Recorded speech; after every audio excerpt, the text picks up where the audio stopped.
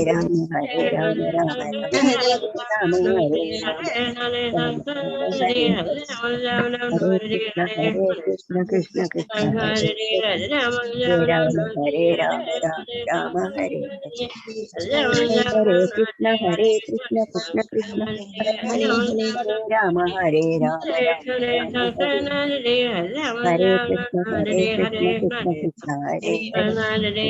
Rama Rama Rama Hare Hare Krishna Krishna Hare Hare Rama Hare Rama Rama Rama Hare Hare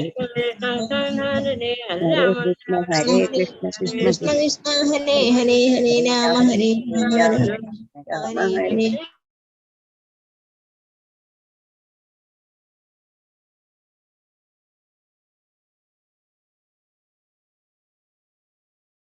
ഹരേ കൃഷ്ണ. ശ്രീ രാധാ ഗോവിന്ദ മന്ദിർ ഇസ്കോൺ ബാംഗ്ലൂരുവിന്റെ ശ്രീമദ് ഭാഗവതം ക്ലാസ്സിലേക്ക് എല്ലാവർക്കും സ്വാഗതം. ഓം അജ്ഞാനതിമിരാന്ധസ്യാനനഞ്ജനാശലാകയ ചക്ഷുരുന്മീലിതം യേന തസ്മൈ ശ്രീ ഗുരുവേ നമഃ. ശ്രീ ചൈതന്യ മനോഭീഷ്ടം സ്ഥാപിതം യേന ഭൂതലേ സ്വയം രൂപഗദാ മഹ്യം ദദാതി സുപദാന്തി. വന്ദേഹം ശ്രീഗുരു ശ്രീയുതാപദകമലം ശ്രീഗുരു വൈഷ്ണവാം ശ്രീരൂപം സഗ്രജാതം സഗണരഘുനാഥാന്വിതം തം സജീവം സാദ്വൈതം സാവധൂതം പരിജനസഹിതം കൃഷ്ണചൈതന്യദേവം ശ്രീരാധാകൃഷ്ണപാദ സഗണലളിതാം ശ്രീവിശ്വാകാന്വിതാം ഹേ കൃഷ്ണ കരുണാ സിന്ധു ദീനബന്ധു ജഗത്പദേ ഗോപേശ ഗോപികാകാന്ത രാധാകാന്ത നമസ്തുതേ. തപ്തകാഞ്ചന ഗൗരാംഗീ ശ്രീരാധേ വൃന്ദാവനേശ്വരി വൃഷഭാനുസുതേ ദേവി പ്രണമാമി ഹരിപ്രിയ. വാഞ്ചാകൽപതരൂപശ്ച കൃപാ സിന്ധുഭ്യേവ ച പതിതാനാം പാവനേഭ്യോ വൈഷ്ണവേഭ്യോ നമോ. പഞ്ചതത്വാത്മകം കൃഷ്ണം ഭക്തരൂപാസ്വരൂപകം ഭക്താവതാരം ഭക്താഖ്യാൻ നമാമി ഭക്തശക്തിം. നിത്യാനന്ദമഹം നൗമി സർവാനന്ദകരം പരം ഹരിനാമപ്രദം ദേവം അവധൂത ശിരോമണി. നമോ മഹാവദന്യായ കൃഷ്ണപ്രേമപ്രദായതേ കൃഷ്ണായ കൃഷ്ണചൈതന്യ നാമ്നേ ഗൗരതിഷേ നമോ വിഷ്ണുപാദായ കൃഷ്ണപൃഷ്ഠായ ഭൂതലേ ശ്രീമദേ ഭക്തിവേദാന്ത സ്വാമിന്നിതി നാമിനി. നമസ്തേ സരസ്വതേ ദേവി ഗൗരവാണി പ്രചാരിണി വിശേഷ ശൂന്യവാദി പാശ്ചാത്യദേശധാര. ജയ ശ്രീകൃഷ്ണ ചൈതന്യ പ്രഭു നിത്യാനന്ദ ശ്രീ അദ്വൈത ഗദാധര ശ്രീവാസാദി ഗൗരഭക്തവൃന്ദ. ഹരേ കൃഷ്ണ കൃഷ്ണ കൃഷ്ണ ഹരേ ഹരേ ഹരേ രാമ രാമ രാമ ഹരേ.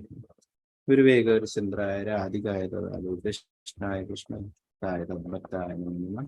ശിവപ്രഭുപാദത്തിലെ ഗുരുരാജിലെ നിതായ ഗൗരപ്രേമാനന്ദ ഹരേ രൂപ. ഹരേ കൃഷ്ണ. ഇന്നത്തെ ശ്ലോകം ശ്രീമദ് ഭാഗവതം ദ്വിതീയ സ്കന്ധം 7-ാം അധ്യായം 6-ാമത്തെ ശ്ലോകമാണ്. ഇതില് ഭഗവാന്റെ തന്നെ അവതാരമായിട്ടുള്ള നരനാരായണ ഋഷിമാരെ കുറിച്ചിട്ടാണ് ഈ ശ്ലോകത്തിൽ പറയുന്നത്. നമ്മൾ ഇന്നലെ കപിലദേവന്റെ അവതാരത്തെ കുറിച്ചിട്ടും പിന്നെ 4 കുമാരന്മാരുടെ അവതാരത്തെ കുറിച്ചൊക്കെ പഠിക്കുകയുണ്ടായി.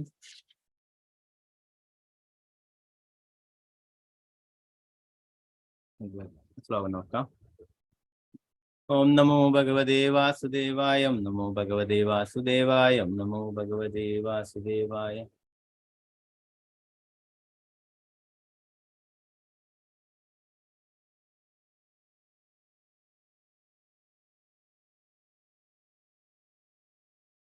ധർമ്മസ്യ ദശദുഹിതരയജനിഷ്ടമൂർത്തിയാം നാരായണോ നരൈതി സ്വതപപ്രഭാവഃ.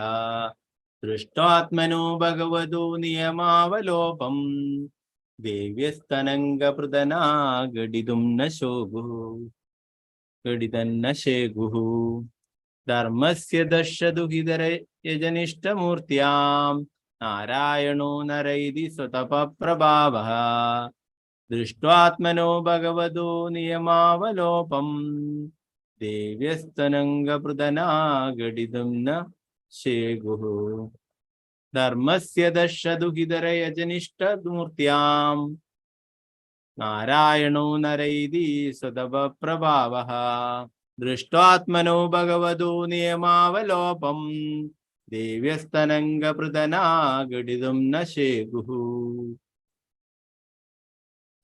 ഹരേ കൃഷ്ണ. നമുക്ക് എല്ലാവർക്കും ചൊല്ലാം. സ്ക്രീന് കാണാലോ എല്ലാവർക്കും. ഹരേ കൃഷ്ണ. ഓം നമോ ഭഗവതേ വാസുദേവായ. ഓം നമോ ഭഗവതേ വാസുദേവായ.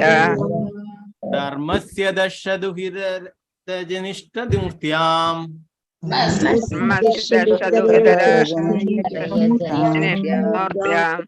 ധർമ്മസ്യ ദശദുഹിതരയജനിഷ്ഠമൂർത്യാം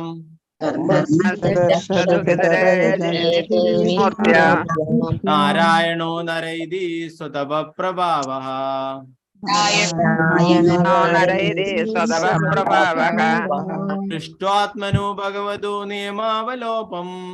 ദൃഷ്ട്വാത്മനോ ഭഗവതോ നിയമാവലോപം ദിവ്യസ്തനംഗപൃതനാഗടിതും ന ശേകുഃ.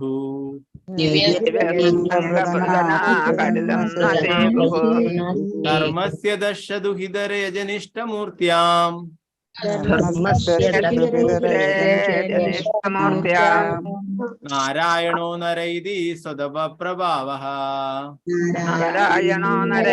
സ്വതപ പ്രഭാവഃ. ദൃഷ്ട്വാത്മനോ ഭഗവതോ നിയമാവലോപം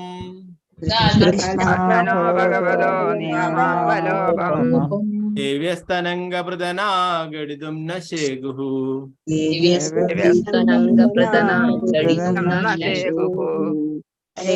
ഹരേ കൃഷ്ണ. ഹരേ കൃഷ്ണ. ഒരാളായിട്ട് ചൊല്ലിക്കൊള്ളു. ഹരേ കൃഷ്ണ. അംബുജ മാതാജി ചൊല്ലിക്കൊള്ളു. മാതാജി. ഹരേ കൃഷ്ണ. ഹരേ കൃഷ്ണ പ്രഭുജി. ഹരേ കൃഷ്ണ. ഓം നമോ ഭഗവതേ വാസുദേവായ. ധർമ്മസ്യ ദക്ഷദുഹിതരയജനിഷ്ഠമൂർത്യാം നാരായണോ നര ഇതി സ്വതപ പ്രഭാവഃ. ദൃഷ്ടാത്മനോ ഭഗവതോ നിയമാവലോപം ദിവ്യസ്തനംഗപൃതനാഘടിതം ന ശേകുഃ. ഹരേ കൃഷ്ണ പ്രഭുജി. ഹരേ കൃഷ്ണ മാതാജി. ഓക്കെ. ശാരദ നായർ മാതാജി ചൊല്ലിക്കൊള്ളു. മാതാജി. ഹരേ കൃഷ്ണ പ്രഭുജി. ഹരേ കൃഷ്ണ. ഓം നമോ ഭഗവതേ വാസുദേവായ. ധർമ്മസ്യ ദക്ഷദുഹിതരജയനിഷ്ഠമൂർത്യാം നാരായണോ നരമിതി സ്വതപ പ്രഭാവ. ദൃഷ്ടാത്മനോ ഭഗവതോ നിയമാവലോഭം ദേവ്യസ്തനംഗവൃതനാഗടിതും ന ശേകുഃ. ഹരേ കൃഷ്ണ. ഹരേ കൃഷ്ണ മാതാജി. ശ്രീജ വിജയ മാതാജി. ഹരേ കൃഷ്ണ മാതാജി ചൊല്ലിക്കൊള്ളു. ഹരേ കൃഷ്ണ പ്രഭുജി. ഹരേ ഓം കൃഷ്ണ. നമോ ഭഗവതേ വാസുദേവായ. ധർമ്മസ്യ ദക്ഷദുഹിതരയജനിഷ്ഠമൂർത്യാം നാരായണോ നരയിതി സ്വതപ പ്രഭാവഃ. ദൃഷ്ടാത്മനോ ഭഗവതോ നിയമാവലോപം ദിവ്യസ്തനംഗപൃതനാഘടിതും ന ശേകുഃ. ഹരേ കൃഷ്ണ. ഹരേ കൃഷ്ണ മാതാജി. രാമലത മാതാജി ചൊല്ലിക്കൊള്ളു. ഹരേ കൃഷ്ണ പ്രഭുജി. ഹരേ കൃഷ്ണ. ഓം നമോ ഭഗവതേ വാസുദേവായ. ധർമ്മസ്യ ദക്ഷദുഹിതരയജനിഷ്ഠമൂർത്യാം നാരായണോ നര ഇതി സ്വതപ പ്രഭാവഃ. ദൃഷ്ടാത്മനോ ഭഗവതോ നിയമാവലോപം ദിവ്യസ്തനംഗപൃതനാഘടിതം ന ശേകുഃ. ഹരേ കൃഷ്ണ പ്രഭുജി. ഹരേ കൃഷ്ണ മാതാജി. രാജി മാതാജി ചൊല്ലിക്കൊള്ളു. മാതാജി. ഹരേ കൃഷ്ണ. ഹരേ കൃഷ്ണ. ഭഗവതേ വാസുദേവായ. ധർമ്മസ്യ ദക്ഷദുഹിതരയജ്ഞജിഷ്ടമൂർത്യാം നാരായണോ നര ഇതി സ്വതപ പ്രഭാവഃ. ദൃഷ്ടാത്മനോ ഭഗവതോ നിയമാവലോപം ദിവ്യസ്തനംഗവൃതനാഘടിതും ന ശേകുഃ. ഹരേ കൃഷ്ണ പ്രഭുജി. ഹരേ കൃഷ്ണ മാതാജി. സിന്ധു മാതാജി ചൊല്ലിക്കൊള്ളു. മാതാജി. ഹരേ കൃഷ്ണ. ഹരേ കൃഷ്ണ പ്രഭുജി. ഹരേ കൃഷ്ണ. ഓം നമോ ഭഗവതേ വാസുദേവായ. ധർമ്മസ്യ ദക്ഷദുഹിതരയജനിഷ്ഠമൂർത്യാം നാരായണോ നര ഇതി സ്വതപ പ്രഭാവഃ. ദൃഷ്ടാത്മനോ ഭഗവതോ നിയമാവലോപം ദേവസ്തനംഗപൃതം प्रदनाङ्गणितं न शेगुः हरे कृष्ण प्रभुजी हरे कृष्ण रमणी माता जी चलिए बोल हरे कृष्णा प्रभुजी चलिए ओम नमो भगवते वासुदेवाय धर्मस्य दर्शदुहितरयजनिष्ठमूर्त्यां नारायणो नर इति स्वदप्रभावः दृष्टात्मनो भगवतो नियमावलोकं देव्यस्तनङ्गप्रदना घटितुं न शेगु हरे कृष्णा हरे कृष्ण भाई स्वर्ण प्रभा माता जी हरे कृष्ण भाई हरे कृष्ण प्रभु जी ओम नमो भगवते वासुदेवाय धर्मस्य दक्षदुहितरयजनिष्ठमूर्त्यां नारायणो नर इति सुतपप्रभावः दृष्ट्वात्मनो भगवतो नियमावलोपं देव्यस्त्वनङ्गप्रदना घटितुं न शेकुः हरे कृष्ण प्रभु जी हरे कृष्ण भाई तंगमणि माता जी चलिए बोल हरे कृष्णा प्रभु जी हरे कृष्ण ओम नमो भगवते वासुदेवाय धर्मस्य दक्षदुहितरय जनिष्ठमूर्त्या नारायणो नर इति स्वतः प्रभावः दृष्ट्वात्मनो भगवतो नियमावलोपं देवस्त्वनङ्गप्रदना घटितुं न शेकुः हरे कृष्णा हरे कृष्ण माता जी अनिता कुमारी माता जी हरे कृष्ण माता जी हरे कृष्ण प्रभु जी हरे ओम भगवते वासुदेवाय धर्मस्य दक्षदुहितरयजनिष्ठमूर्त्यां नारायणो नर इति सतपप्रभावः दृष्टात्मना भगवतो नियमावलोपं देवस्तनङ्गप्रदनां घटितुं न शेगुः हरे कृष्ण प्रभु जी हरे कृष्ण माता जी भारती अम्मा माता जी हरे कृष्ण माता जी हरे कृष्णा प्रभु जी हरे ओम कृष्ण नमो भगवते वासुदेवाय धर्मस्य दक्षदुहितरयजनिष्ठमूर्त्यां नारायणो नर इति स्वतःप्रभावः दृष्ट्वात्मनो भगवतो नियमावलोपं देव्यस्तनङ्गप्रदना घटितुं न शेकुः हरे कृष्णा हरे कृष्ण माता जी कृष्ण माता जी चलिए बोल माता जी हरे कृष्ण प्रभु जी हरे कृष्ण ओम नमो भगवते वासुदेवाय धर्मस्य दर्शदुहितरयजनिष्ठमूर्त्यां नारायणो नर इति सदपप्रभावः दृष्टात्मनो भगवतो नियमावलोपं देव्यस्तनङ्गप्रदना घटितुं न शेकुः हरे कृष्ण हरे कृष्ण माता जी वसंता माता जी हरे कृष्ण माता जी चलिए बोल हरे कृष्ण प्रभु जी हरे कृष्ण ओम नमो भगवते वासुदेवाय धर्मस्य दक्षदुहितरयजनिष्ठमूर्त्यां नारायणो नर इति स्वतःप्रभावः दृष्ट्वात्मनो भगवतो नियमावलोकं देव्यस्त्वनङ्गप्रदना घटितुं न शेको हरे कृष्ण हरे कृष्ण माता जी मालती माता जी चलिए बोल हरे कृष्ण प्रभु जी हरे कृष्ण ओम नमो भगवते वासुदेवाय धर्मस्य दक्षदुहितरयजनिष्ठमूर्त्यां नारायणो नर इति स्वतःप्रभावः दृष्टात्मनो भगवतो नियमावलोपं देव्यस्तनङ्गप्रदना घटितुं न शेकुः हरे कृष्ण प्रभु जी हरे कृष्ण माता जी ओके वीणा माता जी चलिए बोल हरे कृष्ण हरे कृष्णा प्रभु जी हरे कृष्ण ओम नमो भगवते वासुदेवाय धर्मस्य दुहितरयजनिष्ठमूर्त्यां नारायणो नर इति स्वतःप्रभावः दृष्ट्वात्मनो भगवतो नियमावलोपं देव्यस्त्वनङ्गप्रदना घटितुं न शेकुः हरे कृष्णा प्रभु जी हरे कृष्ण माता जी शोभा माता जी चलिए बोल हरे कृष्ण प्रभु जी हाँ चलिए ओम नमो भगवते वासुदेवाय धर्मस्य दक्षदुहितरयजनिष्ठमूर्त्यां नारायणो नर इति स्वतःप्रभावः दृष्टात्मनो भगवतो नियमावलोकं देवस्त्वनङ्गप्रदना घटितुं न शेकुः हरे कृष्ण हरे कृष्ण प्रतिभा माता जी हरे कृष्ण माता जी हरे कृष्ण प्रभु हरे कृष्ण ओम नमो भगवते वासुदेवाय धर्मस्य ജനിഷ്ടമൂർത്തിയാം നാരായണോ നരയിതി സ്വതപപ്രഭാവഃ ദൃഷ്ടാത്മനോ ഭഗവതോ നിയമാവലോപം ദേവസ്ത്വനംഗപൃതനാഘടിതും ന ശേകും. ഹരേ കൃഷ്ണ പ്രഭു. ഹരേ കൃഷ്ണ മാതാജി. സതീദേവി അമ്മ മാതാജി ഹരേ കൃഷ്ണ. ഹരേ കൃഷ്ണ പ്രഭുജി. ഹരേ ഓം കൃഷ്ണ. നമോ ഭഗവതേ വാസുദേവായ ധർമ്മസ്യ ദശദുഹിതരയ ജനിഷ്ടമൂർത്തിയാം നാരായണോ നരയിതി സ്വതപപ്രഭാവഃ ദൃഷ്ടാത്മനോ ഭഗവതോ നിയമാവലോപം ദേവ്യസ്തനംഗപൃതനാഘടിതും ന ശേകുഃ. ഹരേ കൃഷ്ണ പ്രഭുജി. ഹരേ കൃഷ്ണ മാതാജി.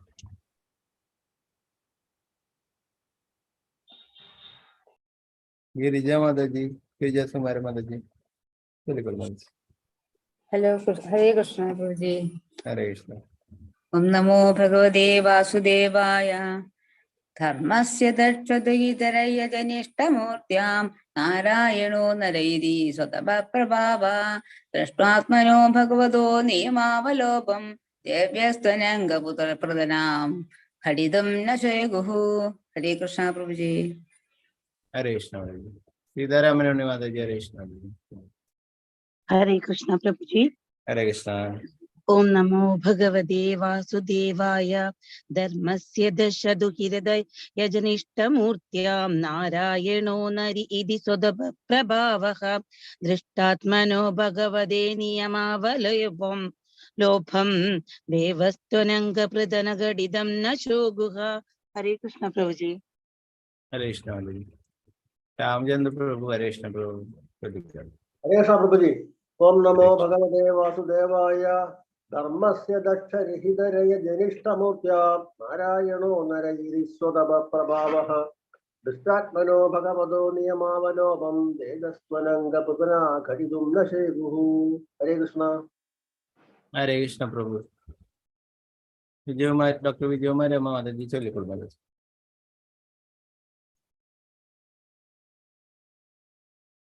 हरे कृष्ण. अनम्यूट करो. मिनी माता जी चलिए. हरे कृष्ण प्रभु जी. ओम नमो भगवते वासुदेवाय धर्मस्य दक्षदुहितरयज्ञनिष्ठमूर्त्यां नारायणो नर इति स्वतपः प्रभावः दृष्टात्मनो भगवतो नियमावलोपं देवस्य त्वन्नङ्गपृतनाघटितुं न शेकुः. हरे कृष्ण प्रभु जी. हरे कृष्ण प्रभु जी. हाँ हरे चलिए. कृष्ण. हाँ चलिए.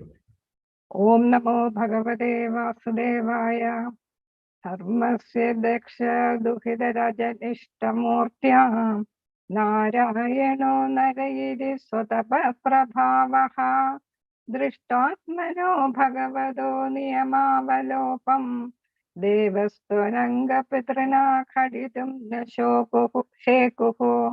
हरे कृष्ण प्रभु जी. हरे कृष्ण. गीता माता जी चलिए माता जी. हरे कृष्ण. हरे कृष्ण प्रभु जी. हरे कृष्ण. चलिए.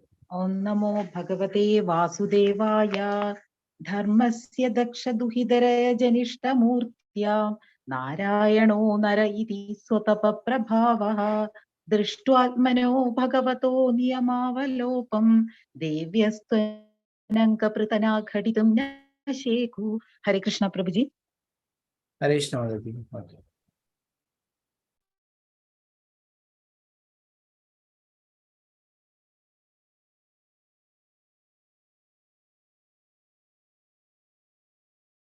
वत्सलम माता जी हरे कृष्ण.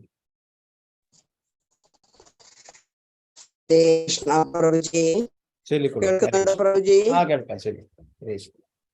ओम नमो भगवते वासुदेवाय धर्मस्य दशदुहितरया जनिष्ठमूर्त्यां नारायणो नर इति स्वतपप्रभावः दृष्ट्वात्मनो भगवतो नियमावलोपं देव्यास्त्वनङ्गपृतनाघटितुं न शेकुः. हरे कृष्ण प्रभु जी. हरे कृष्ण. हरे कृष्ण. ओके शोभा प्रदीप माता जी चलिए माता जी. हरे कृष्ण. हरे कृष्ण प्रभु जी. हरे कृष्ण. ओम नमो भगवते वासुदेवाय धर्मस्य दक्षदुहितरयज्ञनिष्ठमूर्त्यां नारायणो नर इति स्वतपप्रभावः दृष्टात्मनो भगवतो नियमावलोपं देव्यस्तनङ्गप्रदना गडितुं न शेकुः। हरे कृष्णा। ഹരേ കൃഷ്ണ.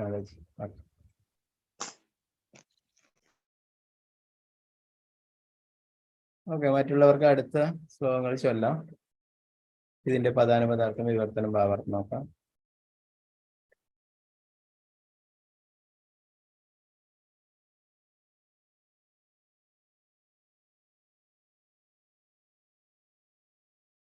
ധർമ്മസ്യ ധർമ്മത്തിന്റെ ദശ പ്രജാപതികളിൽ ഒരുവനായ ദശൻ ദഹിതരി സഹോദരിക്ക് അജനിഷ്ഠ ജനിച്ചു മൂർത്തിയാം മൂർത്തി എന്നു പേരായ നാരായണ നാരായണൻ നരഹ നരൻ ഇത് ഇപ്രകാരം സ്വതപഃ സ്വന്തം തപസ്യകൾ പ്രഭവ ശക്തി ദൃഷ്ട്വ ദർശിക്കുക വഴി ആത്മനഃ അദ്ദേഹത്തിന്റെ ഭഗവതഃ പരമദിവ്യതമനുഷ്യന്റെ നിയമ അവലോപം ശബ്ദം ലംഘിച്ചുകൊണ്ട് ദേവ്യ സ്വർഗസുന്ദരിമാർ തു എന്നാൽ അംഗപൃതനാഹ കാമദേവന്റെ സഖി ഗടിതും സംഭവിക്കുവാൻ ന ഒരിക്കലുമില്ല ശേഗുഹു സാധ്യമായി.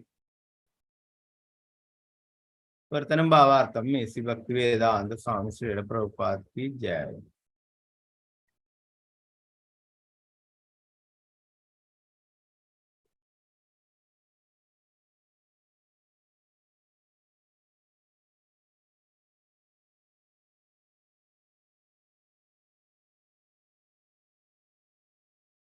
ഭഗവാൻ അദ്ദേഹത്തിന്റെ സ്വയമായ തപശ്ശരിയും തപസ്യമാർഗങ്ങളും പ്രദർശിപ്പിക്കുവാനായി ദശപുത്രിയും ധർമ്മന്റെ പത്നിയുമായ മൂർത്തിയുടെ ഗർഭത്തിൽ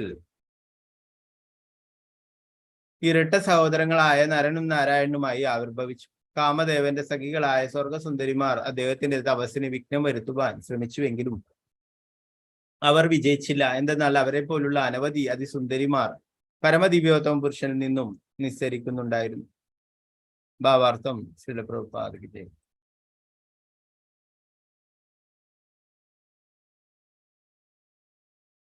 ആവിഷ്കൃതമായ സകലതിന്റെയും ഉറവിടം ഭഗവാനാകിയാൽ തപശ്ചര്യകളുടെയും തപസ്യകളുടെയും പ്രഭാവം അദ്ദേഹമാകുന്നു. ആത്മസാക്ഷാത്കാര പ്രാപ്തിക്കായി മഹാമുനിമാർ മഹാതപസ്സുകൾ അനുഷ്ഠിക്കുന്നു. ബ്രഹ്മചര്യ വ്രതത്തോടൊപ്പമുള്ള അത്തരമൊരു തപസ്യയെ ഉദ്ദേശിച്ചിട്ടുള്ളതാണ് മാനവ ജീവിതം. തപസ്യ എന്ന കർക്കശമായ ജീവിതത്തിൽ സ്ത്രീ സംസർഗത്തിന് സ്ഥാനമില്ല. മനുഷ്യജീവിതം ആത്മസാക്ഷാത്കാരത്തിന് തപസ്യ ഉദ്ദേശിച്ചിട്ടുള്ളതാകയാൽ സനാതന ധർമ്മ സമ്പ്രദായം അഥവാ ചാതുർവർണ്ണ ആശ്രമ വ്യവസ്ഥയിൽ സങ്കല്പിക്കപ്പെട്ടിട്ടുള്ള ഇതുപോലെ യഥാർത്ഥ മാനവ സംസ്കാരം ജീവിതത്തിലെ 3 ആശ്രമങ്ങളിൽ സ്ത്രീയിൽ നിന്നും അകലല്ല അഥവാ പത്നി വിയോജനം കർശനമായി നിർദ്ദേശിച്ചിരിക്കുന്നു. ഉത്തരോത്തരമായ സാംസ്കാരിക പുരോഗതിക്ക് ഒരുവന്റെ ജീവിതത്തെ ബ്രഹ്മചര്യം, ഗൃഹസ്ഥം, വാനപ്രസ്ഥം, സന്യാസം എന്നിങ്ങനെ 4ആയി വിഭജിക്കാം. ജീവിതത്തിന്റെ ആദ്യ കാലയളവിൽ, അതായത് 25 വയസ്സ് വരെ നിർവ്യാജനായ അഥവാ ഉത്തമ വിശ്വാസയോഗ്യനായ ഒരു ആത്മീയ ഗുരുവിന്റെ മാർഗനിർദ്ദേശത്തിന് കീഴിൽ ഭൗതിക അസ്തിത്വത്തിലെ യഥാർത്ഥ ബന്ധനശക്തി സ്ത്രീയാണെന്ന് മനസ്സിലാക്കുന്നതിനു വേണ്ടി മാത്രം ഒരുവൻ ബ്രഹ്മചാരിയായി പരിശീലിക്കപ്പെടട്ടെ. ബദ്ധജീവിതത്തിലെ ഭൗതിക ബന്ധനത്തിൽ നിന്നും സ്വതന്ത്രമാകുവാൻ ആഗ്രഹിക്കുന്ന ഒരുവൻ സ്ത്രീ ശരീരങ്ങളുടെ പ്രലോഭനങ്ങളിൽ നിന്നും തീർച്ചയായും മുക്തനാകണം. സ്ത്രീ അഥവാ സ്ത്രീവർഗം ജീവസത്തകൾക്ക് പൊതുവെ അത്യന്തം ഹൃദയവർജകമായ പൊരുളാകുന്നു. പുരുഷവർഗം, പ്രത്യേകിച്ചും മനുഷ്യൻ, ആത്മസാക്ഷാത്കാരത്തെ ഉദ്ദേശിച്ചിട്ടുള്ളതാകുന്നു. ശ്രൈണവശ്യതയുടെ മയക്കുവിദ്യയിലാണ് സമ്പൂർണ്ണ പ്രപഞ്ചവും ചലിക്കുന്നത്.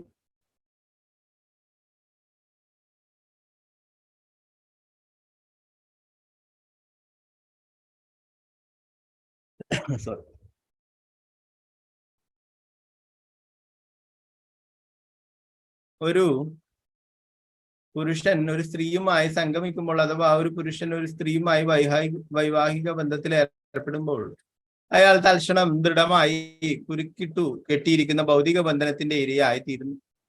സ്വയം പ്രഭു എന്ന മിഥ്യാധാരണയുടെ ലഹരിയിൽ, വിശേഷിച്ചും സ്ത്രീയുമായുള്ള വൈവാഹിക ബന്ധത്തിന് ശേഷം ആരംഭിക്കുന്ന ലഹരിയിൽ അവൻ ഭൗതിക ലോകത്തെ അടക്കി ഭരിക്കാൻ ആഗ്രഹിക്കുന്നു.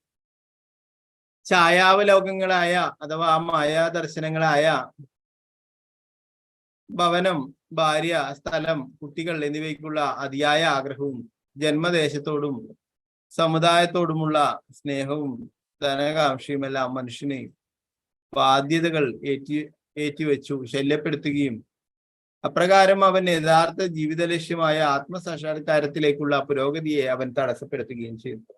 ബ്രഹ്മചാരി വിശേഷിച്ചും ഉന്നത കുലങ്ങളിലെ, അതായത് വിദ്യാസമ്പന്നരായ മാതാപിതാക്കളുടെ, ബ്രാഹ്മണരുടെ, ഭരണാധികാരികളുടെ, ക്ഷത്രിയരുടെ അല്ലെങ്കിൽ വ്യാപാരി വ്യവസായികളുടെ അഥവാ വൈശ്യരുടെ 5 വയസ്സ് മുതൽക്കുള്ള കുട്ടികളെ 25 വയസ്സ് വരെ ഉത്തമ വിശ്വാസയോഗ്യനായ ഒരു ആത്മീയ ഗുരുവിന്റെ ശിക്ഷണത്തിൽ ബ്രഹ്മചര്യം പരിശീലിപ്പിക്കണം. കർശനമായ അനുഷ്ഠാനങ്ങൾ ആചരിക്കുക വഴി അവൻ ജീവനോപായത്തിനുള്ള പ്രത്യേക അഭ്യാസത്തോടൊപ്പം ജീവിത മൂല്യങ്ങളെയും ഗ്രഹിക്കുന്നു. പിന്നീട് ബ്രഹ്മചാരിയെ ഗൃഹത്തിൽ പോകാനും അനുയോജ്യമായ യുവതിയെ വിവാഹം കഴിച്ച് ഗൃഹസ്ഥാശ്രമത്തിൽ പ്രവേശിക്കാനും അനുവദിച്ചിരിക്കുന്നു. എന്നാൽ ഗൃഹസ്ഥാശ്രമികളാകാതെ, ഗൃഹത്തിൽ പോകാതെ, സ്ത്രീജനങ്ങളുമായി യാതൊരു ബന്ധവും കൂടാതെ നൈഷ്ഠിക ബ്രഹ്മചാരികളായി ജീവിതം തുടരുന്ന അനവധി ബ്രഹ്മചാരികളുടെ ആത്മസാക്ഷാത്കാരത്തെ തടസ്സപ്പെടുത്തുന്ന അനാവശ്യ ഭാരമാണ് സ്ത്രീസംഘം എന്ന് ശരിക്കും മനസ്സിലാക്കുകയാൽ അവർ സന്യാസാശ്രമം അഥവാ പരിത്യാഗ ജീവിതക്രമം സ്വീകരിക്കുന്നു. ജീവിതത്തിലെ ഒരു പ്രത്യേക ഘട്ടത്തിൽ ലൈംഗികാസക്തി അത്യന്തം തീക്ഷ്ണമാകിയാൽ ഗുരു ബ്രഹ്മചാരിയെ വിവാഹം കഴിക്കാൻ അനുവദിച്ചേക്കാം. നൈഷ്ഠിക ബ്രഹ്മചാരിയായി ജീവിതം തുടരാൻ അശക്തരായ ബ്രഹ്മചാരികൾക്ക് മാത്രമേ ഈ ആജ്ഞ നൽകപ്പെടുകയുള്ളൂ. അത്തരത്തിലുള്ള വിവേചനങ്ങൾ ഒരു യഥാർത്ഥ ആത്മീയ ഗുരുവിനെ അനുവദിക്കാവുന്നതാണ്.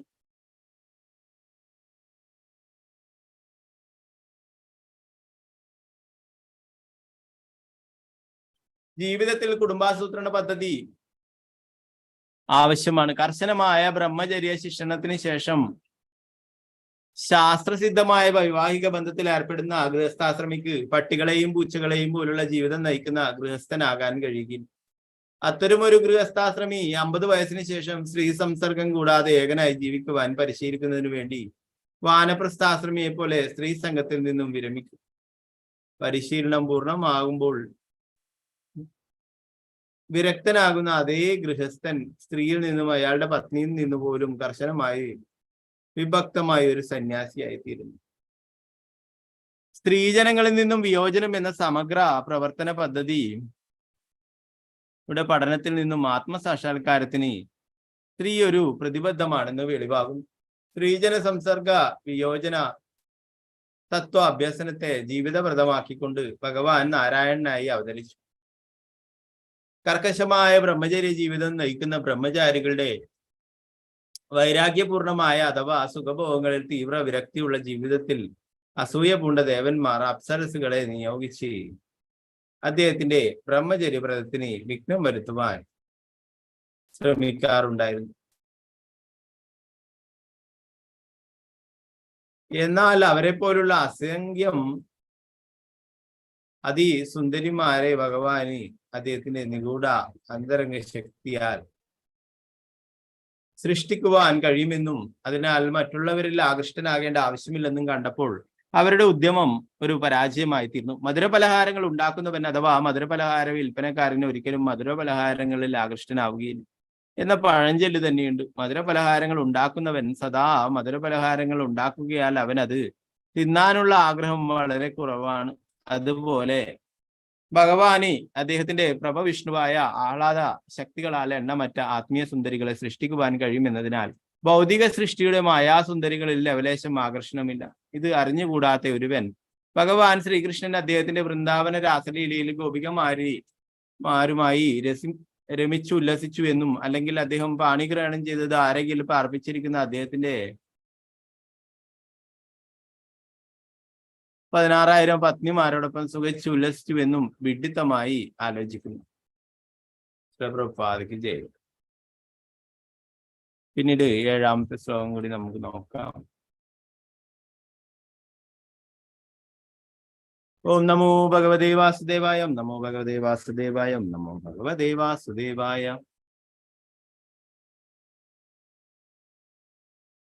കാമം ദഹന്തി കൃതിനോ നനുരേഷം ദൃഷ്ട്യാ രോഷം ദഹന്തമുദദേന ദഹിന്ദ്യ സർഹ്യം സോയം യദന്തരമലം പ്രവിശൻ വിഭേദി കാമക്കതന്നു പുനരസ്യ മനസ്രേതാ.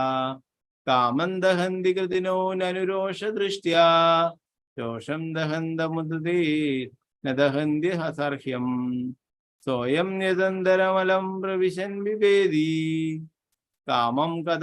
കാമം കഥനു പുനരസ്യ മനസ്രയേതാ.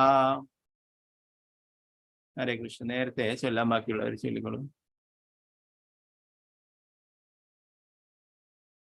എന്താ കൃഷ്ണ മാതാജി? ഹരേ കൃഷ്ണ മാതാജി ചൊല്ലിക്കൊള്ളും.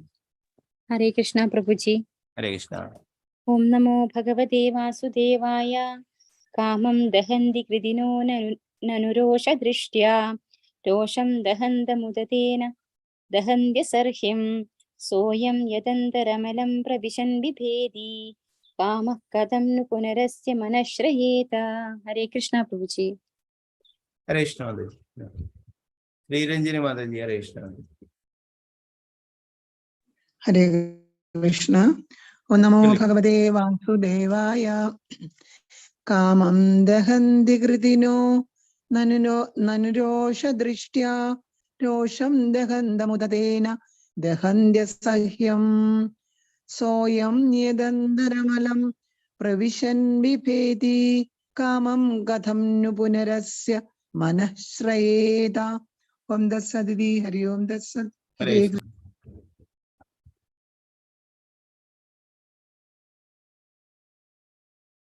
വത്സലാജി മാതാജി ഹരേ കൃഷ്ണ മാതാജി.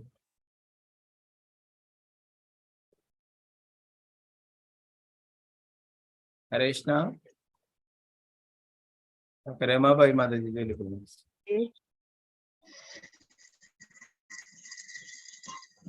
ഹരേ കൃഷ്ണ പ്രഭുജി. ഓം നമോ ഭഗവതേ വാസുദേവായ.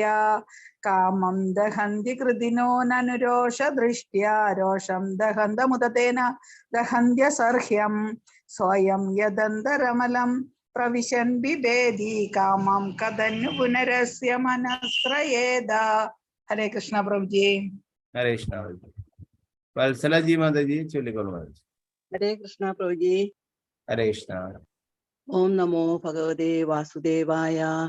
കാമം ദഹന്തി കൃതിനോ നനുരോഷദൃഷ്ട്യാ രോഷം ദഹന്തമുദതേന ദഹന്ത്യസർഹ്യം സോയം യദന്തരമലം പ്രവിശൻ ബിഭേദി കാമം കഥം नु പുനരസ്യ മനസ്സയേത. ഹരേ കൃഷ്ണ. ഹരേ കൃഷ്ണ. ഹരേ കൃഷ്ണ.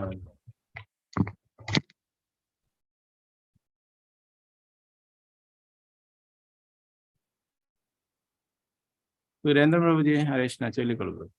ഹരേ കൃഷ്ണ പ്രഭുജി. ഓം നമോ ഭഗവതേ വാസുദേവായ. കാമം ദഹന്തി കൃതിനോ നനുരോഷ ദൃഷ്ട്യാ രോഷം ദഹന്തമുദതേന ദഹന്ത്യസർഹ്യം സ്വയം യദന്തരമലം പ്രവിശൻ ബിഭേദി കാമം കഥനു പുനരസ്യ മനം ശ്രേയത. ഹരേ കൃഷ്ണ പ്രഭുജി. ഹരേ കൃഷ്ണ പ്രഭുജി. ധനലക്ഷ്മി മാതാജി ഹരേ കൃഷ്ണ മാതാജി ചൊല്ലിയോ? മാതാജി ഇല്ലല്ലോ, ചൊല്ലിക്കൊള്ളു. ഹരേ കൃഷ്ണ പ്രഭുജി. ചൊല്ലിക്കൊള്ളു. ഓം നമോ ഭഗവതേ വാസുദേവായ.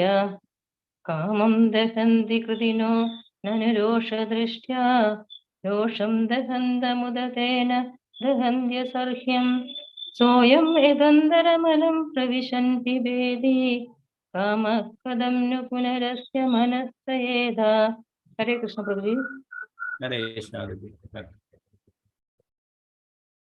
നമുക്കിതിന്റെ പദാനുപദാർത്ഥം വിവർത്തനം ഭാവാർത്ഥം നോക്കാം.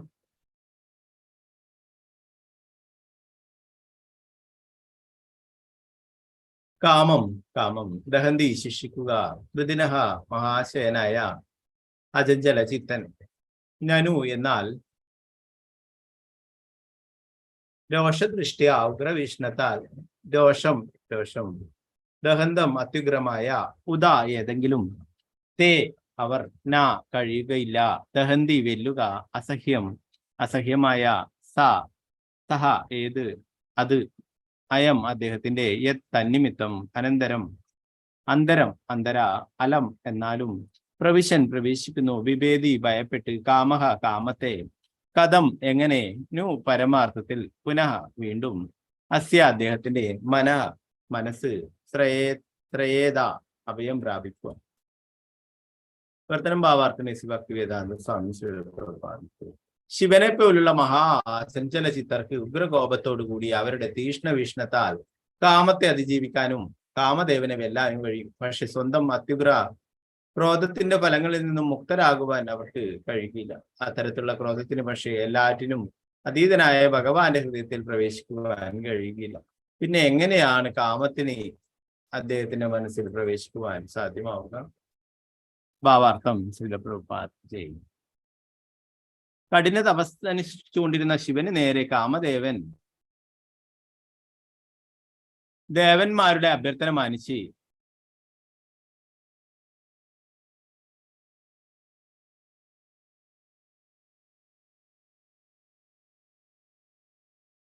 ബാണമയച്ചു. കാമേച്ചു ഉണർത്തുന്ന കാമബാണമേറ്റ് തപസ്സിന് വിഘ്നം സംഭവിച്ചതിൽ ശിവഭഗവാൻ കാമദേവനിൽ രോഷാകുലനായി തീരുകയും ഉഗ്രകോപത്തോടു കൂടിയ വീക്ഷണത്താൽ കാമദേവനെ തൽക്ഷണം ഭസ്മീകരിക്കുകയും ചെയ്തു.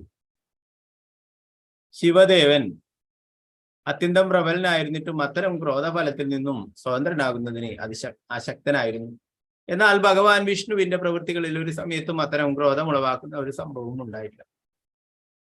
ഒരിക്കൽ ഭൃഗുമുനി മനഃപൂർവ്വം ഭഗവാന്റെ മാറിടത്തിൽ പാദത്താൽ പ്രഹരിച്ചുകൊണ്ട് അദ്ദേഹത്തിന്റെ സഹനശക്തി പരീക്ഷിച്ചു. എന്നാൽ ഭൃഗുമുനിയോട് കോപിക്കുന്നതിന് പകരം എന്റെ മാറിടം അത്യന്തം ദൃഢമാകിയാൽ അങ്ങയുടെ പാദങ്ങൾ വേദനിച്ചു എന്ന് ആരാഞ്ഞുകൊണ്ട് ഭഗവാൻ മുനിയോട് ക്ഷമയാചിച്ചു. സഹനത്തിന്റെ അടയാളമായി ഭൃഗുമുനിയുടെ പാദമുദ്ര ഭഗവാന്റെ ഉരസിലുണ്ട്. ആകയാൽ ഭഗവാൻ ഒരിക്കലും യാതൊരു ക്രോധത്താലും സ്പർശിക്കപ്പെടുന്നില്ല. അങ്ങനെയെങ്കിൽ പിന്നെ ക്രോധത്താൽ നിസ്സാരമായ കാമത്തിന് എങ്ങനെയാണ് ഭഗവത് ഹൃദയത്തിൽ സ്ഥാനമുണ്ടാവുക? കാമം അഥവാ മോഹത്തിന് ഭംഗം സംഭവിക്കുമ്പോൾ കോപം ഉണ്ടാകുന്നു. എന്നാൽ ക്രോധത്തിന്റെ തന്നെ അഭാവത്തിൽ അവിടെ എങ്ങനെയാണ് കാമത്തിന് സ്ഥാനമുണ്ടാവുക? ഭഗവാൻ ആപ്തകാമാൻ അഥവാ ആഗ്രഹങ്ങൾ തന്നെത്താൻ സഫലമാക്കുവാൻ കഴിയുന്നവൻ എന്നറിയപ്പെടും. അദ്ദേഹത്തിന് സ്വന്തം ആഗ്രഹങ്ങൾ സഫലമാക്കുന്നതിന് ആരുടെയും സഹായം ആവശ്യമില്ല. ഭഗവാൻ അമേയനാകുന്നു. ആകയാൽ അദ്ദേഹത്തിന്റെ ആഗ്രഹങ്ങളും അമേയമാണ്. ഭഗവാൻ ഒഴികെ മറ്റെല്ലാ ജീവസത്തകളും എല്ലാവിധത്തിലും നിയതരാണ്. പിന്നെ എങ്ങനെയാണ് സീമിതരായ ജീവസത്തകൾക്ക് സീമാതീതനായ ഭഗവാന്റെ ആഗ്രഹങ്ങളെ പൂർത്തീകരിക്കുവാൻ കഴിയുക? നിർണയം എന്തെന്നാൽ പരമദിവ്യോത്തമ പുരുഷന് കാമമോ ക്രോധമോ ഇല്ല. എങ്കിൽ തന്നെയും ചിലപ്പോഴൊക്കെ പരിപൂർണനാൽ അഥവാ ഭഗവാനാൽ പ്രദർശിപ്പിക്കപ്പെടുന്ന കാമക്രോധങ്ങളെ പരമാനുഗ്രഹമായി കണക്കാക്കണം. ശ്രീല പ്രഭുപാദ. നാരായണം നമസ്കൃത്യ നരം ചൈവ നരോത്തമം ദേവീം സരസ്വതീം വ്യാസം തതോ ജയമുദരേ നഷ്ടപ്രായേഷു ഭദ്രേഷു നിത്യം ഭാഗവത സേവയാ ഭഗവതി ഉത്തമ ശ്ലോകേ ഭക്തിർഭവതി നൈഷ്ഠികേ മൂകം കരോതി വാചാലം ഭംഗും ലംഘയതേ ഗിരി യത്കൃപാതമഹം വന്ദേ ശ്രീഗുരു ദീനദാരുണം പരമാനന്ദമാധവം ശ്രീചൈതന്യേശ്വരം. നമോ വിഷ്ണുപാദായ കൃഷ്ണപൃഷ്ഠായ ഭൂതലേ ശ്രീമതേ ഭക്തിവേദാന്ത സ്വാമിന്നിധി നാമിനി. നമസ്തേ സാരസ്വതേ ദേവേ ഗൗരവാണി പ്രചാരണേ നിർവിശേഷ ശൂന്യവാദി പാശ്ചാത്യ ദേശധാരിണേ. ജയ ശ്രീകൃഷ്ണ ചൈതന്യ പ്രഭു നിത്യാനന്ദ ശ്രീ അദ്വൈത ഗദാധര ശ്രീവാസാദി ഗൗരഭക്തവൃന്ദ. ഹരേ കൃഷ്ണ കൃഷ്ണ കൃഷ്ണ ഹരേ ഹരേ ഹരേ രാമ രാമ രാമ ഹരേ. ഗുരുവേ ഗൗരചന്ദ്രായ രാധികായ ഹരേ കൃഷ്ണായ കൃഷ്ണഭക്തായ.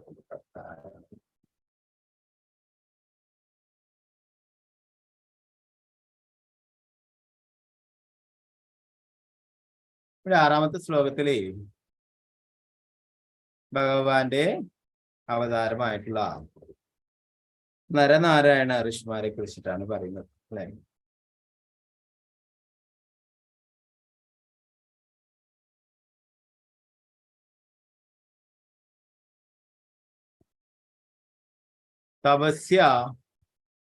തപശ്ശേരിയെ കുറിച്ചും തപസ്യ മാർഗങ്ങളൊക്കെ മറ്റുള്ളവർക്ക് കാട്ടിക്കൊടുക്കുവാനായിട്ട് പ്രദർശിപ്പിക്കുവാനായിട്ട് ഭഗവാൻ ദശപുത്രിയും ധർമ്മന്റെ പത്നിയുമായ മൂർത്തിയുടെ ഗർഭത്തിൽ ഇരട്ട സഹോദരങ്ങളായ നരനും നാരായണനുമായി ആവിർഭവിച്ചിരുന്നു.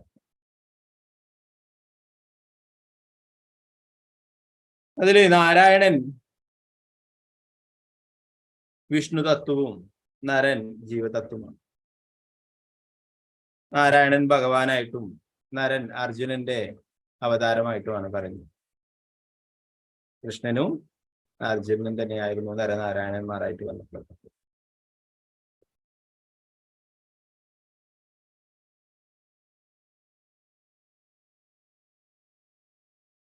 ലോകക്ഷേമത്തിനായി ഹിമാലയത്തിലെ ഉത്തരബദരിയില് ഇന്നും തപസ് ചെയ്യുന്നു എന്ന് പറയും.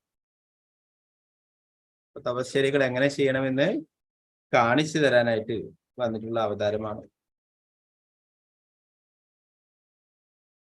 ഓ, നമുക്ക് അവിടെ പോവാനും കാണാനും സാധിക്കില്ല അല്ലെ, നമ്മുടെ അപൂർണമായിട്ടുള്ള ഇന്ദ്രിയങ്ങളാണെന്നൊക്കെ നമ്മൾ പഠിച്ചു അല്ലെ. ഓ, ഭഗവാൻ ഇപ്പോഴും അവിടെയുണ്ട്.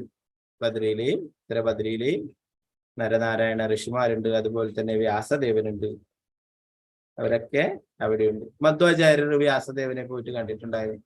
ഒരു 800 വർഷങ്ങൾക്ക് മുന്നെയാണ് മധ്വാചാര്യർ ഇവിടെ അവതരിച്ച ലീലകൾ. ആ മധ്വാചാര്യർ വ്യാസദേവനെ നേരിട്ട് പോയി കണ്ടിട്ട് അദ്ദേഹത്തിൽ നിന്നും വിദ്യ നേടിയിട്ടുണ്ടായിരുന്നു.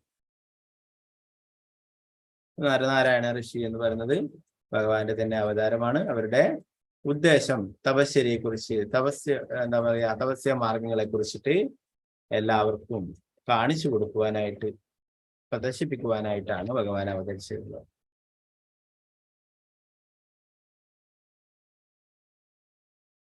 ആവിഷ്കൃതമായ സകലത്തിന്റെയും ഉറവിടം ഭഗവാനാകയാൽ തപശ്ചര്യകളുടെയും തപസ്സുകളുടെയും പ്രഭവം അദ്ദേഹമാകുന്നു. ആത്മസാക്ഷാത്കാരത്തിനായി മഹാമുനിമാർ മഹാതപസ്സുകൾ അനുഷ്ഠിക്കുന്നു. ബ്രഹ്മചര്യവ്രതത്തോടൊപ്പമുള്ള അത്തരമൊരു തപസ്യയെ ഉദ്ദേശിച്ചുള്ളതാണ് മാനവ ജീവിതം. തപസ്യ എന്ന കർക്കശമായ ജീവിതത്തിന് സ്ത്രീ സംഘത്തിന് സ്ഥാനമില്ല. എന്താ പറയുന്നത്? മാനവ ജീവിതം എന്തുദ്ദേശിച്ചിട്ടുള്ളതാണ്? തപശ്ചര്യകൾക്ക് വേണ്ടിയിട്ടുള്ളതാണ് അല്ലെ. ശ്രീമദ് ഭാഗവത്തിലെ നമ്മൾ മുന്നേ ചർച്ച ചെയ്യുണ്ടായ ഒരു ശ്ലോകം അല്ലെ, ഋഷഭദേവൻ അദ്ദേഹത്തിന്റെ പുത്രന്മാരോട് പറയുന്നത് 5:5 പറയുന്നുണ്ട്. ന്യായം ദേഹോ ദേഹഭാജാനൃലോകേ കഷ്ടാൻ കാമാനർഹതേ വിഡ്ഭുജാംയേ തപോ ദിവ്യം പുത്രകായേന സത്വം ശുദ്ധേദ്യസ്മാത് ബ്രഹ്മ സൗഖ്യം ധനന്തം. ഋഷഭദേവൻ അദ്ദേഹത്തിന്റെ പുത്രന്മാരോട് പറയുന്നു, എന്റെ പ്രിയപ്പെട്ട കുട്ടികളെ, ഈ ലോകത്തിൽ മനുഷ്യ ശരീരം നൽകപ്പെട്ടിട്ടുള്ള ജീവസത്തകൾ കേവലം ഇന്ദ്രിയ സംതൃപ്തിക്ക് വേണ്ടി മലം ഭക്ഷിക്കുന്ന നായ്ക്കളെയും പന്നികളെയും പോലെ രാപ്പകലൊരു പോലെ കഠിനാധ്വാനം ചെയ്യരുത്. പകരം ഭക്തിയുത സേവനത്തിന്റെ ദിവ്യ പദവി നേടുന്നതിന് തപശ്ചര്യകളും സുഖഭോഗ നിഷേധവും സ്വീകരിക്കണം. അത്തരം കർമ്മങ്ങളാൽ ഒരുവന്റെ ഹൃദയം ശുദ്ധമാക്കപ്പെടും. ഭക്തിയുത സേവനത്തിന്റെ ദിവ്യ പദവി പ്രാപിച്ചു കഴിഞ്ഞാൽ ഒരുവന് ഭൗതിക സന്തോഷങ്ങൾക്ക് ഉപരിയായി അതീന്ദ്രിയവും ശാശ്വതവുമായ പരമാനന്ദപൂർണമായ ജീവിതം നേടാൻ കഴിയുമെന്ന്.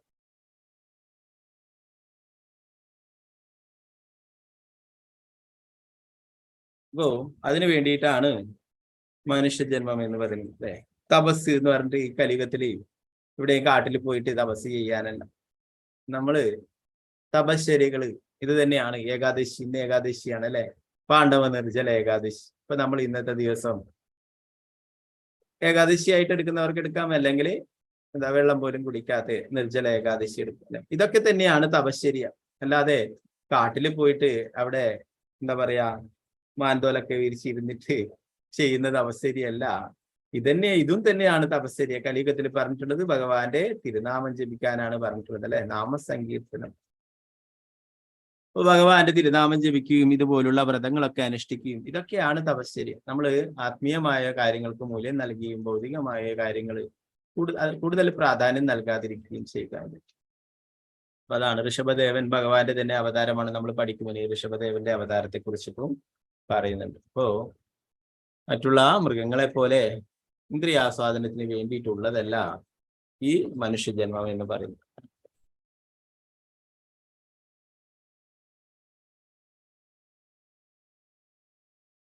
അപ്പൊ ഇവിടെ 4 ആശ്രമങ്ങൾ ഉണ്ടെന്ന് നമ്മൾ പഠിച്ചു അല്ലെ. ബ്രഹ്മചര്യം, ഗൃഹസ്ഥ, വാനപ്രസ്ഥ, സന്യാസം. ഇതില് 3 ആശ്രമങ്ങളിൽ നിന്നും സ്ത്രീകളിൽ നിന്നും അകന്നു നിൽക്കണം എന്ന് പറയുന്നു. അഥവാ പത്നി വിയോജനം കർശനമായി നിർദ്ദേശിക്കുന്നു ഈ 3 ആശ്രമങ്ങൾ എന്ന് പറയും. ബ്രഹ്മചര്യം, വാനപ്രസ്ഥം, സന്യാസം എന്നിവ.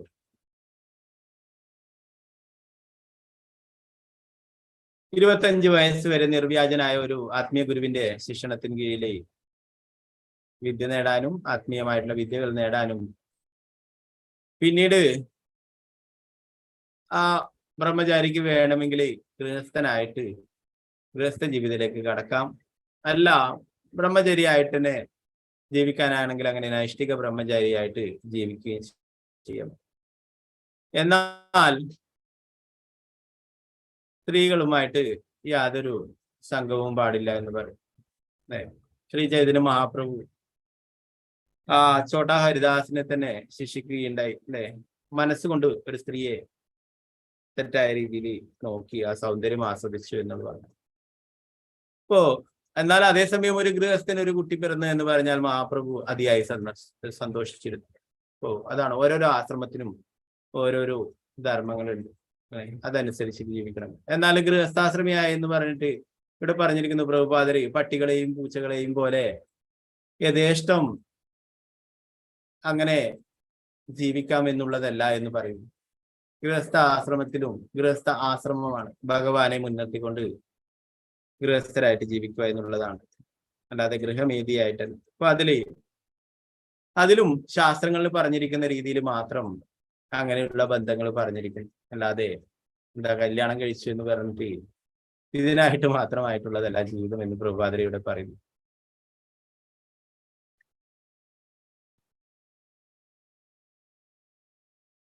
സ്വയം പ്രഭു എന്ന മിഥ്യാധാരണയുടെ ലഹരിയിൽ, വിശേഷിച്ചും സ്ത്രീകളായുള്ള വൈവാഹിക ബന്ധത്തിന് ശേഷം ആരംഭിക്കുന്ന ലഹരിയിൽ അവൻ ഭൗതിക ലോകത്തെ അടക്കി ഭരിക്കാൻ ആഗ്രഹിക്കും.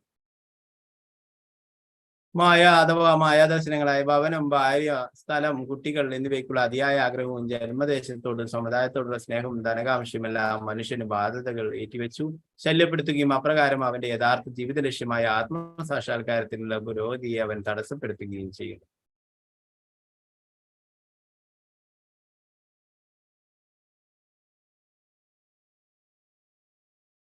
ഇവിടെ പ്രഭാകര് പറയുന്നു, ഒരു ബ്രഹ്മചാരിയായിട്ട് പരിശീലനം നേടുന്ന ഒരാൾക്ക് പിന്നീട് 25 വയസ്സ് കഴിഞ്ഞാൽ അദ്ദേഹത്തിന് ആ ബ്രഹ്മചാരിയായിട്ട് തുടരാൻ താല്പര്യമില്ല, ഗൃഹസ്ഥനായിട്ട് തുടരണമെന്നാണെങ്കിൽ അതിന് ഗുരുവിന് അദ്ദേഹത്തിന് അതിന് അനുവാദം നൽകാമെന്ന് പ്രഭുപാദരിയുടെ പറയുന്നു.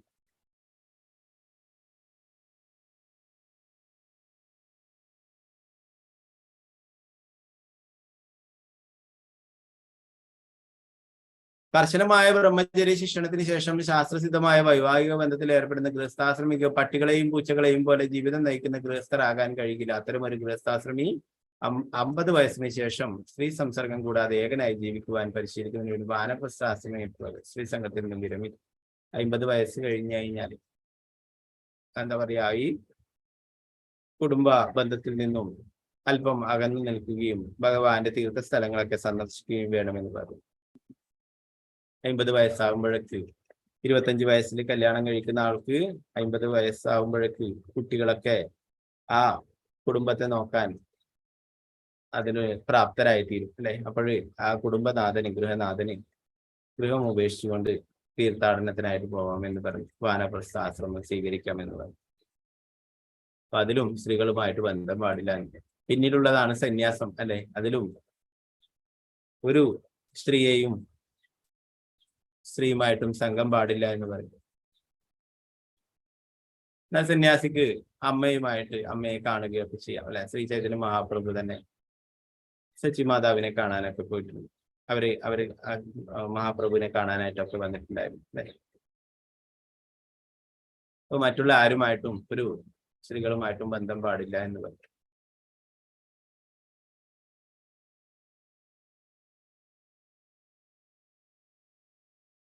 ആത്മസാക്ഷാത്കാരത്തിന് സ്ത്രീ ഒരു പ്രതിബന്ധമാണെന്ന് വെളിവാക്കുന്നു. സ്ത്രീജന സംസർഗ വിയോജന തത്വ അഭ്യസനത്തെ ജീവിതവ്രതമാക്കിക്കൊണ്ട് ഭഗവാൻ നാരായണനായി അവതരിച്ചു. കർക്കശമായ ബ്രഹ്മചര്യ ജീവിതം നയിക്കുന്ന ബ്രഹ്മചാരികളുടെ വൈരാഗ്യപൂർണമായ അഥവാ സുഖഭോഗങ്ങളിൽ തീവ്ര വിരക്തിയുള്ള ജീവിതത്തിൽ അസൂയ പൂണ്ട ദേവന്മാർ അപ്സരസുകളെ നിയോഗിച്ച അദ്ദേഹത്തിന്റെ ബ്രഹ്മചര്യ വ്രതത്തിന് വിഘ്നം വരുത്തുവാൻ ശ്രമിക്കാറുണ്ടായിരുന്നു. എന്നാൽ അവരെ പോലെയുള്ള അസംഖ്യം അതിസുന്ദരിമാരെ ഭഗവാൻ അദ്ദേഹത്തിന്റെ നിഗൂഢ അന്തരംഗ ശക്തിയാൽ സൃഷ്ടിക്കുവാൻ കഴിയുമെന്നും അതിനാൽ മറ്റുള്ളവരിൽ ആകൃഷ്ടനാകേണ്ട ആവശ്യമില്ലെന്നും കണ്ടപ്പോൾ അവരുടെ ഉദ്യമം ഒരു പരാജയമായി തീർന്നു. ഭഗവാനിൽ നിന്നാണ് എല്ലാ സൃഷ്ടിയും ഉണ്ടായിട്ടുള്ളത് അല്ലെ. പിന്നീട് ഭഗവാനെ മോഹിപ്പിക്കുവാനായിട്ട് ഒരു അപ്സരസിനെ അയക്കേണ്ട ആവശ്യമില്ല അല്ലെ.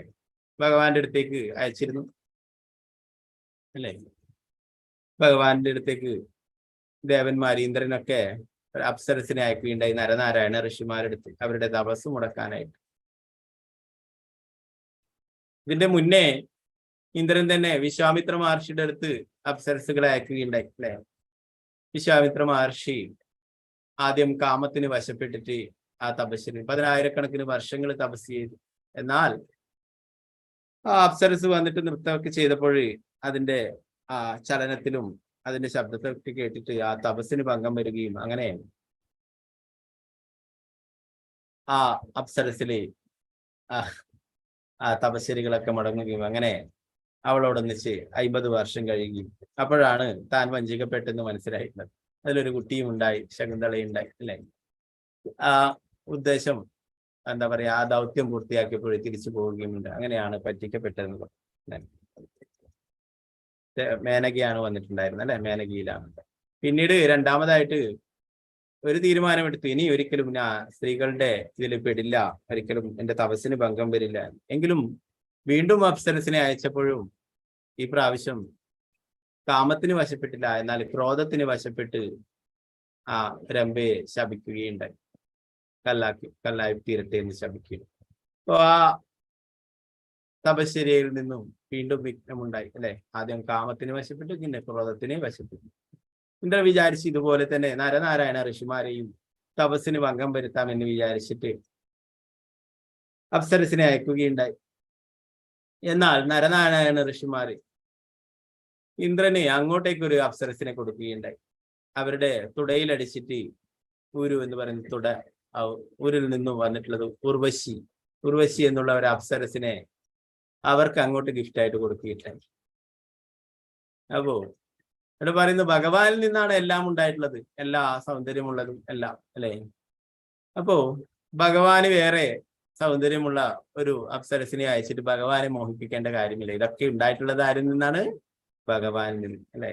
ഭഗവാൻ പറയുന്നു, എന്റെ തേജസ്സിന്റെ ഒരു കണികയുടെ ഒരു അംശത്തിൽ നിന്നാണ് ഈ ലോകത്തിൽ കാണുന്ന സുന്ദരമായിട്ടുള്ള എല്ലാ വസ്തുക്കളും ഉണ്ടായിട്ടുള്ളത് എന്ന് പറയും അല്ലെ. അപ്പോഴേ ഭഗവാനെ എന്താ പറയാ, ആകർഷിക്കാനായിട്ട് വേറെ ഒന്നും കൊണ്ടും സാധിക്കില്ല.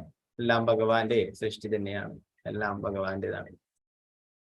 ഒരു ഉദാഹരണം പറയുന്നു, മധുര പലഹാരങ്ങൾ ഉണ്ടാക്കുന്നവൻ, അത് വിൽക്കുന്നവൻ ഒരിക്കലും ആ മധുര പലഹാരങ്ങളിൽ ആകൃഷ്ടനാകില്ല എന്ന് പഴഞ്ചൊല്ലുണ്ടെന്ന് പറയും. അവന് അത് തിന്നാനുള്ള ആഗ്രഹവും കുറവാണ്. അതുപോലെ ഭഗവാന് എല്ലാം ഭഗവാന്റെ തന്നെയാണ്.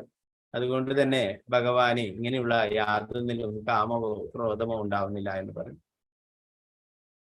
അപ്പൊ ഇതിനെക്കുറിച്ച് മനസ്സിലാക്കാത്ത ആൾക്കാരാണ് ഭഗവാന്റെ രാസലീലയെ കുറിച്ചൊക്കെ പറയുന്നത് അല്ലെ. അവര് വേറെന്തോ ഭൗതിക ലോകത്തിലുള്ള കാര്യങ്ങൾ പോലെ താരതമ്യം ചെയ്യും അല്ലെ. എല്ലാ ഗോപികമാരും ആരാണ്? ഭഗവാന്റെ അന്തരംഗ ശക്തി ആരാണ്? ശ്രീമതി രാധാറാണി അല്ലെ. ആ രാധാറാണിയുടെ വിസ്തരണങ്ങളാണ് എല്ലാ ഗോപികമാരും. അപ്പൊ അതിൽ വേറൊന്നുമില്ല, ഭഗവാന്റെ തന്നെ വിസ്തരണമാണ്, ഭഗവാന്റെ തന്നെ അന്തരംഗ ശക്തിയുടെ വിസ്തരണമാണ് അല്ലെ. നമ്മള് ഒരു കണ്ണാടിയുടെ മുന്നിൽ നിന്നിട്ട് നമ്മളെ തന്നെ നോക്കുന്നു അല്ലെ, നമ്മൾ നൃത്തം ചെയ്യുന്നു, അതിൽ വേറൊന്നും ഉണ്ടാവാനില്ല അല്ലെ. അതുപോലെ തന്നെ ഇത് ഭഗവാന്റെ തന്നെ വിസ്തരണമാണ്, ഭഗവാന്റെ അന്തരംഗ ശക്തിയായിട്ടുള്ള രാധാറാണിയാണ്, രാധാറാണിയുടെ വിസ്തരണങ്ങളാണ് ഗോപികമാർ. ഇതിനെ കുറിച്ചൊന്നും അറിയാത്ത ആൾക്കാർ അതിനെ പലതരത്തിലും വ്യാഖ്യാനിക്കുന്നു. അതുപോലെ തന്നെ ഇത് ആരെങ്കിലും പ്രാർത്ഥിച്ചിരിക്കുന്ന അദ്ദേഹത്തിന്റെ പത്നിമാരെ കുറിച്ചിട്ടും പറയുന്നു. 16,000 അല്ലെ പത്നിമാരോടൊപ്പം സുഖിച്ചു ഉല്ലസിക്കുന്നുവെന്നും വിഡിത്തം പറയുന്നു. ഇതൊക്കെ ഭഗവാനിൽ നിന്ന് ഉണ്ടായിട്ടുള്ളതാണ്. അല്ലാതെ ഈ ഭൗതിക ലോകത്തിലുള്ള ആൾക്കാരെ പോലെ ഭഗവാന് കാമം ഉണ്ടാവുക അങ്ങനെയില്ല. ഇവിടെയുള്ളതാണ് കാമം അല്ലെ.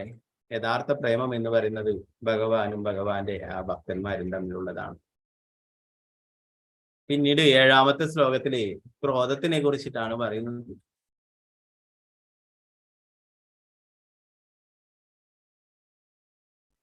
ശിവനെ പോലുള്ള മഹാ അചഞ്ചല ചിത്തർക്ക് ഉഗ്രകോപത്തോടു കൂടി അവരുടെ തീഷ്ണവീക്ഷണത്താൽ കാമദേവനെ അതിജീവിക്കാനും കാമദേവനെ വെല്ലാനും കഴിയും.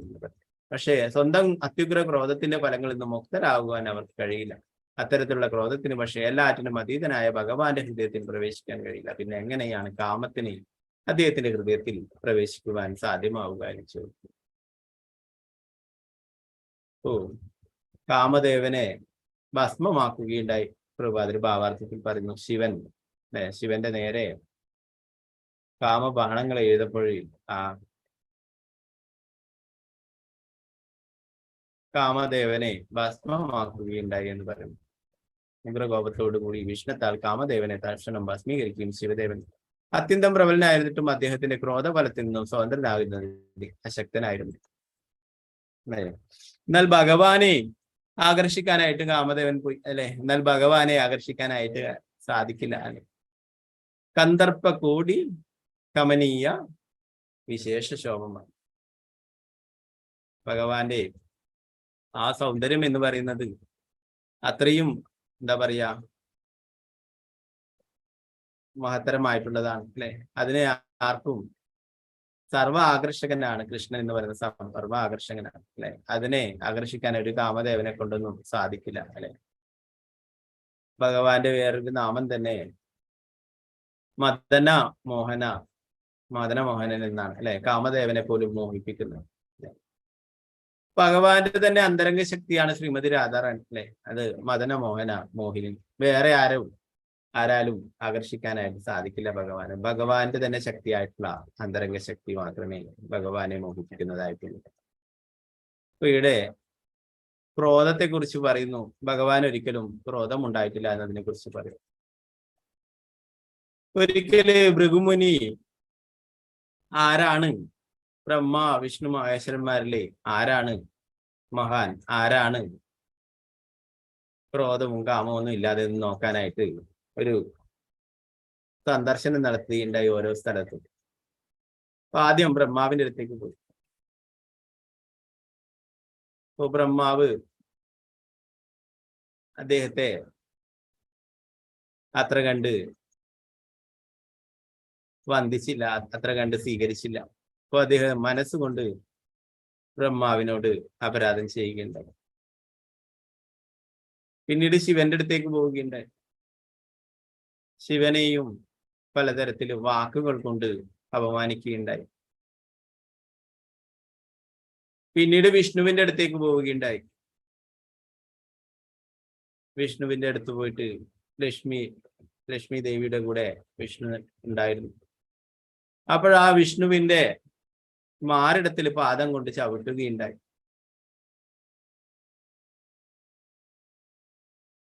അതിനെക്കുറിച്ച് പ്രഭുപാദരിയുടെ പറയുന്നു. ഒരിക്കൽ ഭൃഗുമുനി മനഃപൂർവ്വം ഭഗവാന്റെ മാറിടത്തിൽ പാദത്താൽ പ്രഹരിച്ചുകൊണ്ട് അദ്ദേഹത്തിന്റെ സഹനശക്തി പരീക്ഷിച്ചു. എന്നാൽ ഭൃഗുമുനിയോട് കോപിക്കുന്നതിന് പകരം എന്റെ മാറിടം അത്യന്തം ദൃഢമാകിയാൽ അങ്ങയുടെ പാദങ്ങൾ വേദനിച്ചു എന്ന് ആരാഞ്ഞുകൊണ്ട് ഭഗവാൻ മുനിയോട് ക്ഷമയാചിച്ചു. ഭഗവാൻ എന്താ ചോദിച്ചത്? ഭൃഗുമുനി വന്നിട്ട് ചവിട്ടി അല്ലെ, ഭഗവാനെ വേണ്ടിയിട്ട് തന്നെ അറിഞ്ഞുകൊണ്ട് തന്നെ ചവിട്ടി കോപമുണ്ടാക്കാനായിട്ട്. എന്നാൽ ഭഗവാൻ എന്താ ചോദിച്ചിട്ടുള്ളത്? എന്റെ മാറിടം എന്ന് പറയുന്നത് വളരെ എന്താ പറയാ കട്ടിയുള്ളതാണ്, അതുകൊണ്ട് അങ്ങയുടെ പാദങ്ങള് വേദനിച്ചോ എന്ന് ചോദിക്കുകയുണ്ടായി. അതിന് ഞാൻ ക്ഷമ ചോദിക്കുന്നു എന്ന് പറയുന്നത്. സാക്ഷാ ലക്ഷ്മി ദേവിക്ക് അത് പിടിച്ചില്ല അല്ലെ. ലക്ഷ്മി ദേവി വസിക്കുന്ന സ്ഥലമാണ് ഭഗവാന്റെ മാറിടം അല്ലെ. അപ്പൊ ആ ലക്ഷ്മി ദേവിക്ക് അതത്ര ഇഷ്ടപ്പെട്ടിരുന്നില്ല. ഭഗവാൻ ആ മുനിയോട് ക്ഷമ ചോദിക്കുകയുണ്ടായി. സഹനത്തിന്റെ അടയാളമായി ഭൃഗുമുനിയുടെ പാദമുദ്ര ഭഗവാന്റെ ഉരസിലുണ്ട് അല്ലെ. ഭഗവാന്റെ മാറിടത്തില് എന്താണ് ആ മറുകിന്റെ പേര്? ശ്രീവത്സം അല്ലെ. ശ്രീവത്സം എന്ന പേരില് ഭഗവാന്റെ മാറിടത്തിൽ അത് കാണാം. അപ്പൊ ഭഗവാന്റെ ഭക്തന്മാരെ ഓർക്കാനായിട്ട് അങ്ങനെ അത് അവിടെ തന്നെ വെച്ചു.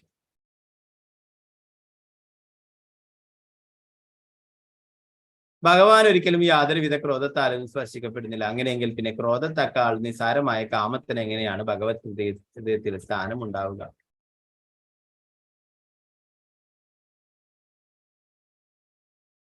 ഭഗവാന് സ്വന്തം ആഗ്രഹങ്ങൾ സഫലമാക്കുന്നതിന് ആരുടെയും സഹായം ആവശ്യമില്ല. ഭഗവാൻ അമേയനാകുന്നു. ആകയാൽ അദ്ദേഹത്തിന്റെ ആഗ്രഹങ്ങളും അമേയമാണ്. ഭഗവാൻ ഒഴികെ മറ്റെല്ലാ ജീവസത്തകളും എല്ലാവിധത്തിലും നിയതരാണ്. പിന്നെ എങ്ങനെയാണ് സീമിതരായ ജീവസത്തകൾക്ക് സീമാതീതനായ ഭഗവാന്റെ ആഗ്രഹങ്ങളെ പൂർത്തീകരിക്കുവാൻ കഴിയുക? നിർണയം എന്തെന്നാൽ പരമദിവ്യത്വം പുരുഷന് കാമമോ ക്രോധമോ ഇല്ല എങ്കിൽ തന്നെയും ചിലപ്പോഴൊക്കെ പരിപൂർണനാൽ അഥവാ ഭഗവാനാൽ പ്രദർശിപ്പിക്കപ്പെടുന്ന കാമക്രോധങ്ങളെ പരമ അനുഗ്രഹമായി കണക്കാക്കണം. ശ്രീല പ്രഭുപാദ് ജയ്. ग्रंथराज श्रीमद भागवतम की जय. श्रील प्रभुपाद की जय. गुरु महाराज की जय. निताय गौर प्रेमानंद हरे कृष्ण.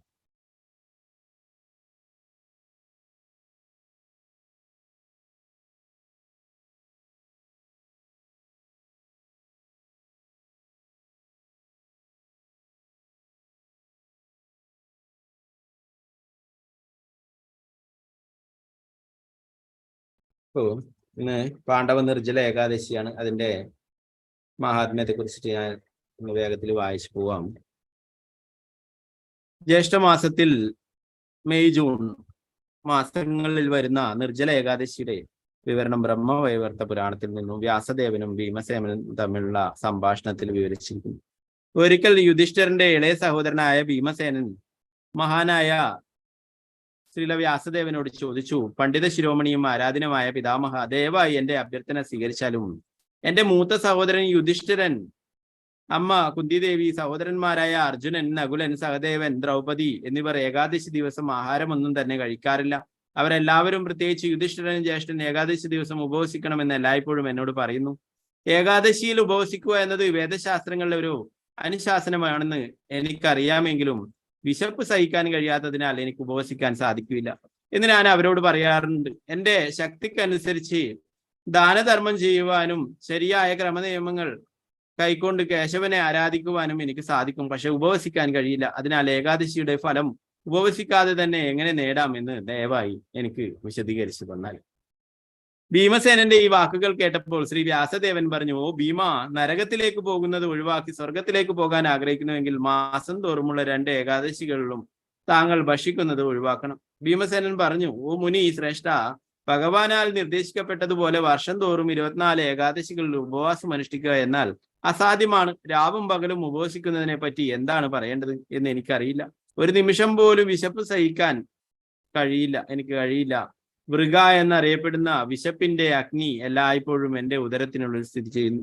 മാത്രവുമല്ല, അധികമായ അളവിലുള്ള ഭോജനത്തിലൂടെ മാത്രമേ ആ അഗ്നിയെ അണക്കാൻ സാധിക്കുകയുള്ളൂ. എന്നാൽ കഠിന പ്രയത്നം ചെയ്യുകയാണെങ്കിൽ വർഷത്തിൽ ഒരു ദിവസം എനിക്ക് ഉപവസിക്കാൻ കഴിയും. അതിനാൽ ഈ ജീവിതത്തിലും അടുത്ത ജീവിതത്തിലും പുണ്യം നേടുന്നതിന് എനിക്ക് പിന്തുടരാവുന്ന ഒരു വ്രതത്തെക്കുറിച്ച് ദയവായി വിശദീകരിച്ചാലും.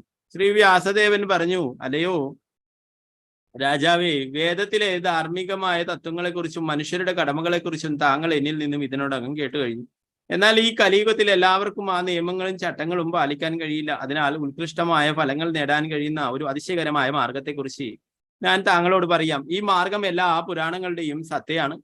മാസം തോറും കൃഷ്ണപക്ഷത്തിലും ശുക്ലപക്ഷത്തിലും വരുന്ന ഏകാദശിക്ക് ഉപവസിക്കുന്നവർ ഒരിക്കലും നരകത്തിൽ പോകില്ല. വ്യാസദേവന്റെ വാക്കുകൾ കേട്ട് അതിശക്തനായ യോദ്ധാവായ ഭീമസേനൻ ഭയന്ന് ഒരു ആലില പോലെ വിറച്ചുകൊണ്ട് പറഞ്ഞു, പിതാമഹ, ഞാൻ എന്താണ് ചെയ്യേണ്ടത്? വർഷം മുഴുവനും മാസത്തിൽ 2 തവണ ഉപവസിക്കാൻ തീർച്ചയായും എനിക്ക് സാധിക്കില്ല. അതിനാൽ എന്റെ പ്രഭു അത്യന്തം സുഹൃതം പ്രദാനം ചെയ്യുന്ന ഒരു വ്രതത്തെക്കുറിച്ചും അത് പാലിക്കുന്നതിലൂടെ എപ്രകാരം എല്ലാ പ്രയോജനവും നേടാൻ കഴിയും എന്നതിനെ കുറിച്ചും ദയവായി ഉപദേശം നൽകിയാൽ. അപ്പോൾ ശ്രീല വ്യാസദേവൻ മറുപടി പറഞ്ഞു, ജ്യേഷ്ഠമാസത്തിലെ ശുക്ലപക്ഷത്തിൽ സൂര്യന്റെ സാന്നിധ്യം ഇടവം മിഥുനൻ രാശിയിലാകുമ്പോൾ വരുന്ന ഏകാദശിയെ നിർജ്ജല ഏകാദശി എന്ന് വിളിക്കുന്നു.